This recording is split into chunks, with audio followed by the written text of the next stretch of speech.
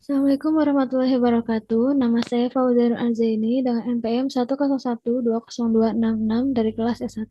Di sini saya akan menjelaskan materi tentang Al-Quran sebagai pedoman hidup. Dalam materi tersebut terdapat pengertian Al-Quran, tujuan dan fungsi Al-Quran, Al-Quran sebagai pedoman hidup, serta peranan Al-Quran dalam aspek ekonomi, sosial, dan pendidikan. Yang pertama, pengertian Al-Quran. Al-Quran berasal dari bahasa Arab, yaitu Qara'a yaqra'u Qur'anan yang memiliki arti membaca bacaan atau lafal tertentu. Secara istilah, Al-Quran adalah wahyu Allah SWT yang diturunkan kepada Nabi Muhammad SAW secara berangsur-angsur melalui malaikat Jibril. Al-Quran juga diturunkan di kota besar Mekah dan Madinah sejak tahun 610 Masehi serta 600 sampai 632 Masehi.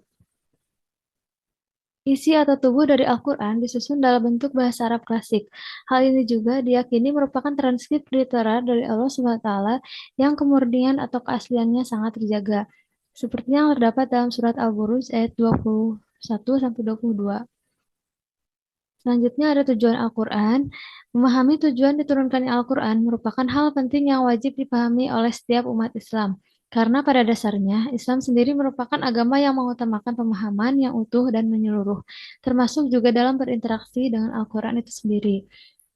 Terdapat di sini terdapat 4 tujuan pokok diturunkannya Al-Quran, yaitu petunjuk menuju Allah SWT, membentuk pribadi Islami, membimbing dan memandu manusia, serta membentuk masyarakat Islam. Selanjutnya ada fungsi Al-Quran. Agama Islam memberi arti penting bagi pembelajaran Al-Quran karena itu adalah kode perilaku yang lengkap. Islam sangat mementingkan pengetahuan, pembelajaran, dan pendidikan. Ketika Al-Quran diturunkan, kata pertama ialah Iqra, yang artinya membaca. Oleh sebab itu, fungsi Al-Quran dalam agama Islam sangatlah esensial. Di sini beberapa fungsi Al-Quran antara lain Al-Huda atau petunjuk, Al-Furqan atau pemisah, Asy-Syifa adalah obat, dan Al-Mau'izah atau nasihat.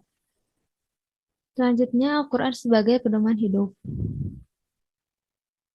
Al-Quran sebagai pedoman hidup memberikan petunjuk lengkap terhadap aturan-aturan hidup manusia yang dapat menciptakan kehidupan yang nyaman, bahagia, serta sejahtera. Hal yang hal yang paling penting adalah ketika Al-Quran telah disepakati sebagai pedoman hidup umat Islam, maka semua hal dalam kehidupan umat Islam harus menjadikan Al-Quran sebagai pedomannya. Di sini terdapat alasan mengapa Al-Quran dapat menjadi pedoman hidup manusia, yaitu Al-Quran sebagai sumber pertama. Al-Quran berisikan aturan hidup di dunia dan keselamatan hidup di akhirat, serta Al-Quran sebagai nasihat. Makna mencintai Al-Quran sebagai pedoman hidup manusia serta keistimewaannya. Al-Quran bagi umat Muslim merupakan pedoman hidup karena di dalamnya terdapat segala sumber hukum yang harus dilaksanakan dalam kehidupan. Ajaran yang terkandung dalam Al-Quran akan membimbing manusia ke jalan yang benar dan tidak tersesat, sehingga manusia memiliki kepercayaan dan akidah yang benar. Setelah memahami Al-Quran sebagai pedoman hidup dan ajarannya diterapkan dalam kehidupan sehari-hari, maka akan membentuk pribadi mulia dan bisa melakukan hal-hal seperti berlaku adil, menjadi pribadi yang bersyukur dan bertakwa. Selanjutnya ada peran Al-Quran dalam aspek ekonomi, sosial, dan pendidikan.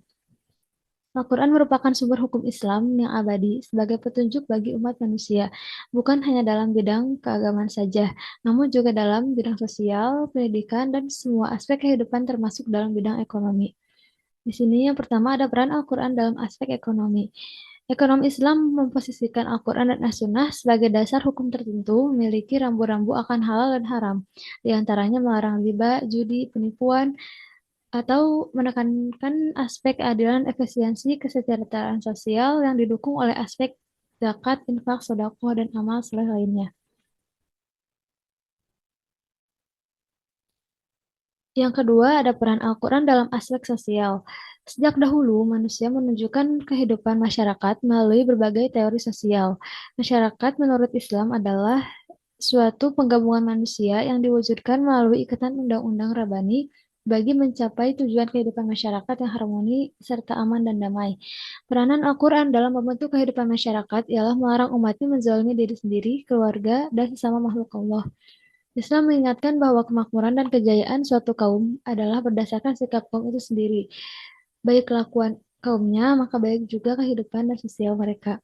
Seperti yang tercantum dalam Quran Surat Ar-Ra'd ayat 11, yang artinya, bagi manusia ada malaikat-malaikat yang selalu mengikutinya bergiliran.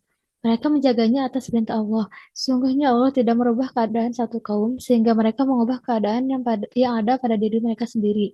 Dan apabila Allah menghendaki keburukan terhadap suatu kaum, maka tak ada yang dapat menolaknya. Dan sekali-kali tidak ada pelindung bagi mereka selain Allah.